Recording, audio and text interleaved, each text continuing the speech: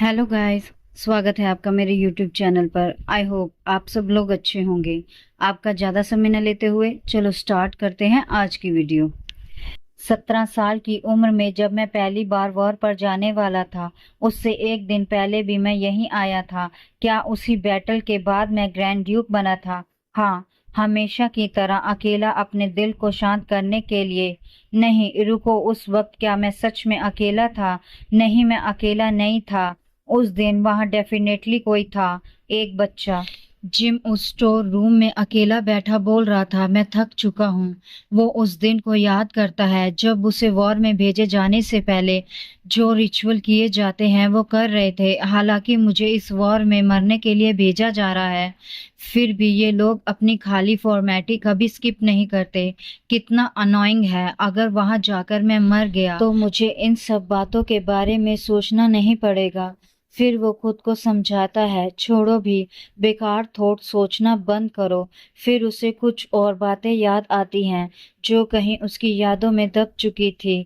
उस रूम में बैठे हुए कुछ आवाजें सुनाई देती हैं। एक औरत के चिल्लाने की। एक इतनी लोनली सी चीज की हिम्मत कैसे हुई बैंक्वेट हॉल में घुसने की? एक छोटी सी बच्ची और उसकी माँ उसे ये सब बोल रही थी। वो बच्ची अपनी माँ से माफी मांगने लगती है, जिसमें उसकी कोई गलती भी नहीं थी। मुझे माफ कर दीजिए मदर। जिम उस रूम में बैठा ये सब बातें सुन रहा था। उसकी माँ अपनी छोटी सी बच्ची को बड़ी बेरहमी से धक्का देकर नीचे गिरा देती है और बोलती है, तुम्हें अपनी औकात पता होनी चाहिए। वो बच्ची इस बात को समझ नहीं पाती कि उसकी माँ उसके साथ ऐसा क्यों कर रही है। उसके मुंह से बस एक ही शब्द निकल पाता है, क्या?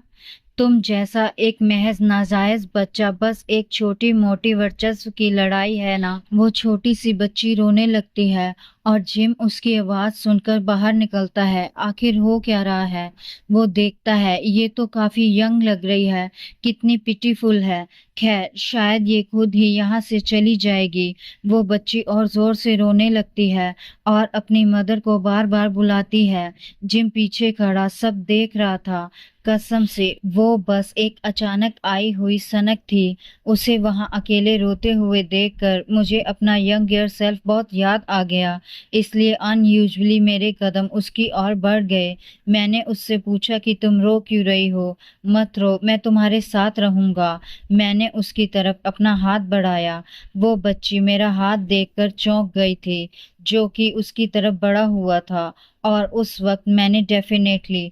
वो बोलते बोलते रुक जाता है। फिर वो छोटी सी बच्ची बोलती है, एक्सक्यूज मी, क्या आप कम से कम अपना नाम बता सकते हैं? जिम स्माइल करते हुए आंसर करता है, मेरा नाम जिम है। अगर हम कभी फिर मिले तो उस वक्त मैं तुम्हारा नाम जरूर सुनूंगा। और अब प्रेजेंट में जिम अपनी मुट्ठी कस लेता है। उसके हाथ शेक कर रहे थे। मैं भूल चुका था कि मैंने ऐसा कहा था पूरी तरह से। आई सी, तो इसलिए उस वक्त तुमने ऐसा बोला था। मेरा नाम अंबर है। क्या तुम्हें मैं याद हूँ? पर तुमने अपना प्रॉमिस निभाया। अंबर, मुझे याद है। नहीं, मुझे अभी अभी सब याद आया। तुम्हें तो हमेशा से ही याद था। सच कहूँ तो तुम शुरू से ही स्ट्रेंज थी। फिर भी जिस पल हम पहली बार मिले थे, उसी पल से मैं तुम्हें पसंद करने लगा था। सच में बिल्कुल शुरुआत से। यहाँ तक कि मैंने सोचा था ये कैसी वुमन है। लेकिन तुम्हारी वो डिवोशन जो अपनी इंटेंसिटी में ऑलमोस्ट फुलिशनेस की हद तक पहुंच चुकी थी। सोचो तो सही, तुम्हारी सारी डिवोशन उस एक घटना की वजह से थी जिसे मैं खुद याद भी नहीं रख पाया था। नेक्स्ट सीन, अंबर गार्डन में बेहद खुश नजर आ रही थी। उन फूलों के बीच जैसे वही सच है और कुछ उसके लिए मायने ही नहीं रखता। वो उस गार्डन में इतनी खुश नजर आ रही थी कि उसे किसी बात का होश ही नहीं था। और तभी जिम लंबे लंबे कदम लेते हुए उसकी ओर बढ़ता जा रहा था। जिम अंबर के बेहद करीब पहुंचकर रुक गया। अंबर उसे अपने इतने करीब देखकर चौंक गई कि समझ ही नहीं पाई कि उसके पास आखिर खड़ा कौन है। वो बस इतना बोल पाती है, हाँ, कौन? अंबर के मुड़ते ही जिम अपने हाथ बढ़ाकर अंबर को गले लगा लेता है। अंबर इस एक्शन के लिए बिल्कुल तैयार नहीं थी। वो बोलती है, यू ग्रेस, आप ये क्या कर रहे हैं? जिम अंबर को शांत करते हुए जेंटली उसे अपने और करीब कर लेता है और बोलता है, अंबर बस एक मोमेंट, सिर्फ एक छोटा सा पल लगेगा। जिम अंबर को अपनी बाहों में और कसते हुए बोलता है, इसलिए प्लीज मुझे खुद से दूर मत करो। अंबर जिम के सीने से लगी हुई ही सोचती है, वो ऐसे बिहेव क्यों कर रहे हैं? क्या ये सीजन का असर है? नहीं, ही इज ग्रेस, आज कुछ अलग लग रहे हैं।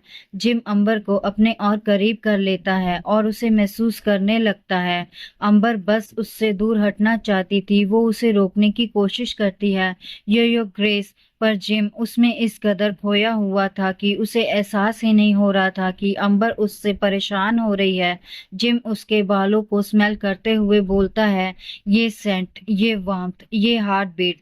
फिर जिम को एहसास होता है, रुको एक मोमेंट, ये कोई इल्यूजन नहीं है, वो सच में मेरे सामने खड़ी है। ये एहसास होते ही जिम अंबर से उसे भूल जाने के लिए, उसे इतना वेट कराने के लिए और उसे अपने से दूर रखने के लिए माफी मांगता है।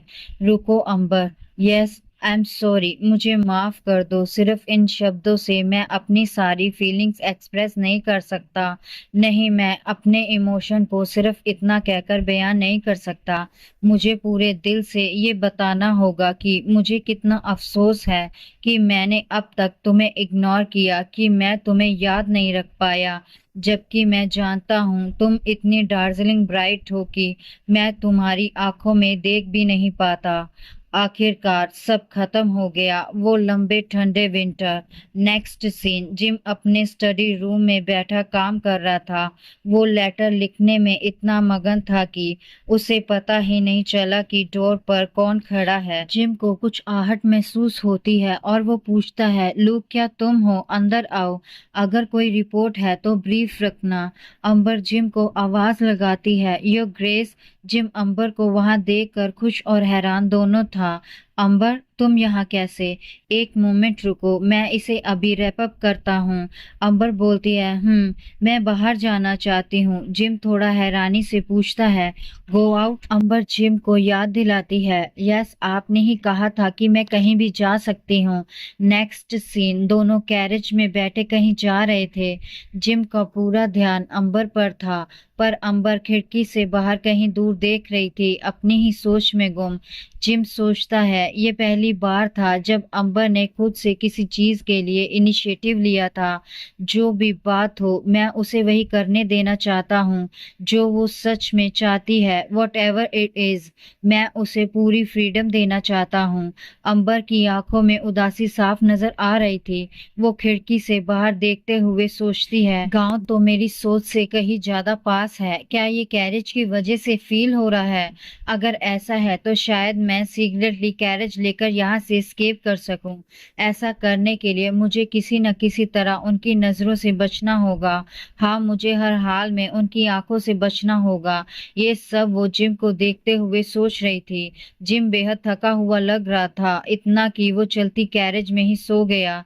फिर अंबर वो पल याद करती है जब जिम ने उसे सॉरी बोला था। वो सोचने लगती है कि लेकिन उन्होंने अचानक ऐसी बातें क्यों कह दी। सच कहूँ तो मुझे खुशी हुई थी।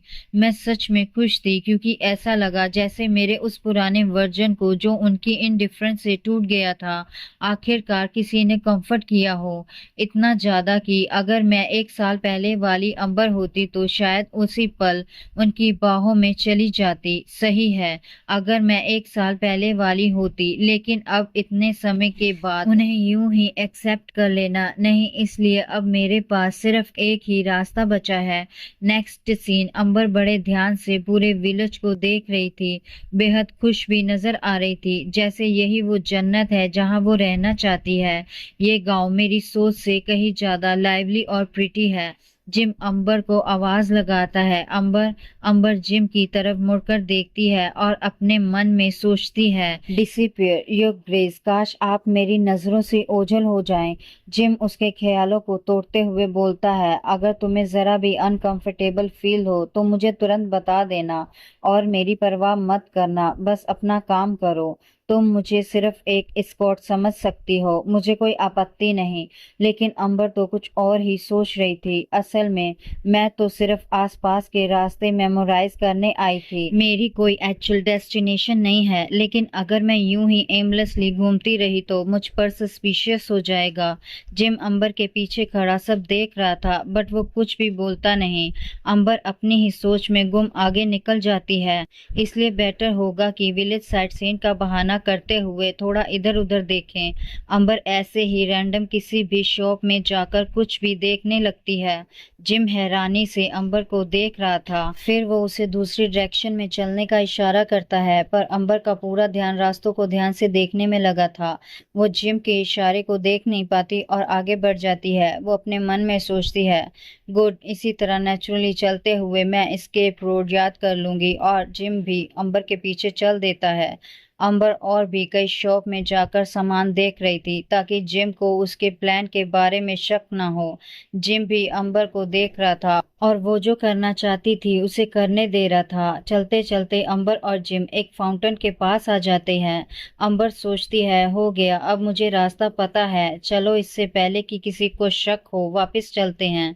वो जिम की तरफ मुड़कर बोलती है, यू ग्रेस, अब हमें लौट चलना चाहिए। अंबर के सामने से एक पर्सन बॉक्स पकड़े सामने से आ रहा था, पर अंबर का सारा ध्यान तो जिम की तरफ था। उस पर्सन को बॉक्स पकड़े होने के कारण कुछ साफ दिख भी नहीं रहा था, पर फिर भी वो बॉक्स के साइड से झांक कर देखता है और बोलता है, अरे तुम वहाँ हो मिस। वो अंबर से टकराने ही वाला था कि जिम अंबर को अपनी तरफ खींच लेता है और उस बॉक्स को उसी पर्सन की तरफ धकेल देता है। उस बेचारे को बेहद जोर से चोट लग जाती है और वो बोलता है, आह सीरियसली, क्या तुम जरा भी केयरफुल नहीं रह सकती। जिम अपनी खतरनाक आइज से उसे घूरता है। वो पर्सन जिम को देखकर डर जाता है और अपोलोजाइज करने लगता है, मुझे माफ कर दीजिए। इतना बोलकर डर के मारे अपनी डायरेक्शन ही बदल लेता है। अंबर जिम को शांत कराने के लिए उसको पुकारती है, यू ग्रेस। जिम बिना देर किए एक पोलाइट स्माइल के साथ उसकी तरफ देखते हुए उसे एहसास दिलाने के लिए कि सब ठीक है बेहद प्यार से उसका नाम लेता है, अंबर। अंबर बेहद हैरानी से उसकी ओर देख रही थी। जिम आगे बोलता है, अगर और भी जगहें हैं जहां तुम जाना चाहती हो तो हम जा सकते हैं। अंबर अपने सेंसेस में वापस आते हुए बोलती है, नहीं मैं ठीक हूँ। जिम बोलता है, are you sure? It's really, अगर और जगहें देखनी हो तो कोई प्रॉब्लम नहीं है। अंबर उसके बार बार एक ही बात पूछने से इरिटेट होकर बोलती है, मैंने कहा ना मैं ठीक हूँ, और मुड़कर आगे की ओर चलने लगती है। जिम अब भी उसके पीछे चल रहा था। अंबर सोचती है, रास्ता मेरी उम्मीद से कई ज्यादा सिंपल था। अगर मैं मेंशन से बिना पकड़े निकल गई तो मुझे लगता है मैं आसानी से एस्केप कर सकती हूँ, लेकिन अगर मैं कैरेज लूंगी तो पकड़े जाने की प्रोबेबिलिटी बहुत हाई होगी। जिम अंबर के पीछे खड़ा सोचता है कि अंबर के दिमाग में चल क्या रहा है। फिर अंबर का ध्यान सामने खड़े हॉर्स पर जाता है। एक हॉर्स, हाँ, क्या सीक्रेटली घोड़ा ले जाना ज्यादा आसान नहीं होगा बिना किसी कोचमैन को ढूंढे, सिर्फ अपनी ऑन स्ट्रेंथ के सहारे। अगर मुझे हॉर्स राइडिंग आती होती तो मुझे किसी भी बात की वरी नहीं करनी पड़ती। मैं अपने दम पर कुछ भी नहीं कर सकती। अंबर बेहद निराश हो गई थी, पर खुद को संभालते हुए पीछे मुड़ती है और जिम से बोलती है, माफ कीजिए, मैं एक पल के लिए खो गई थी। चलते हैं, जल्दी वापस चलते हैं। जिम अंबर को कुछ पल देखता है। उसे कुछ तो सस्पिशियस लग रहा था अंबर के बिहेवियर में, पर वो बस इतना ही बोलता है, ऑल राइट। नेक्स्ट सीन, वो दोनों कैसल वापस आ गए थे।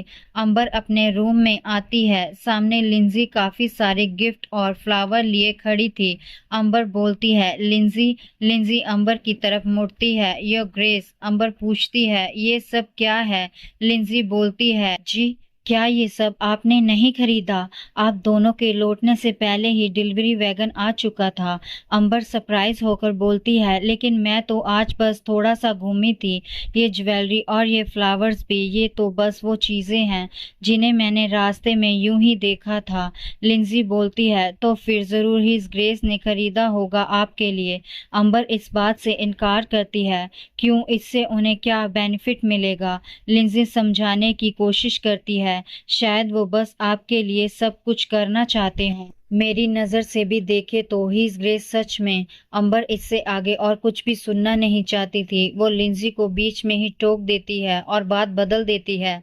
लिंजी लिंजी बेहद शौक हो जाती है। आह यस, अंबर बोलती है, होली किंगडम को जो लेटर भेजा गया था अब तक उसका कोई रिप्लाई नहीं आया है ना। लिंजी थोड़ा अफसोस के साथ आंसर करती है, जी हाँ, अभी तक नहीं। अंबर का मूड अपसेट हो गया था।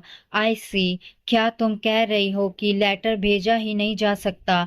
लिंजी बोलती है, जी बिल्कुल। क्या आपको ये पता नहीं था? होली किंगडम पिछले कुछ महीनों से वार में फंसा हुआ है। वहाँ अव्यवस्था लगातार बढ़ती जा रही है, इसलिए अभी लेटर भेजना कम्प्लीटली यूजलेस है।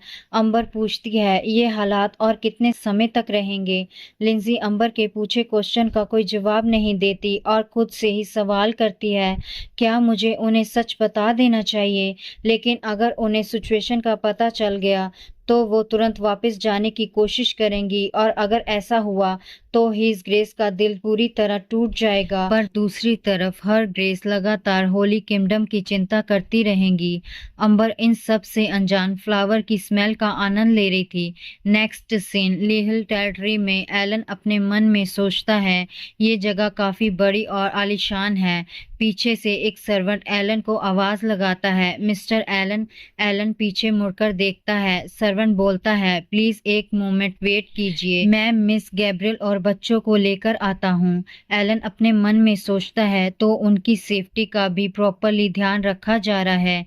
ये सच में राहत की बात है। ग्रैंड ड्यूक मेरी उम्मीद से कहीं ज्यादा अटेंटिवली गैब्रियल और बाकी सब की केयर कर रहे हैं, तो फिर जरूर अंबर का भी। एलन अपनी ही सोच पर चौंक जाता है और सोचने लगता है, ये बात मेरे जहन में भी कैसे आ सकती है, ये कैसी फीलिंग है। और तभी गैब्रियल और बच्चे वहां आ गए थे। आज के लिए बस इतना ही, मिलते हैं नेक्स्ट वीडियो में। अगर आपको मेरी एक्सप्लेनेशन पसंद आ रही है तो प्लीज़ लाइक करें, शेयर करें, कमेंट करें, हाइप करें और सब्सक्राइब करें। Thank you.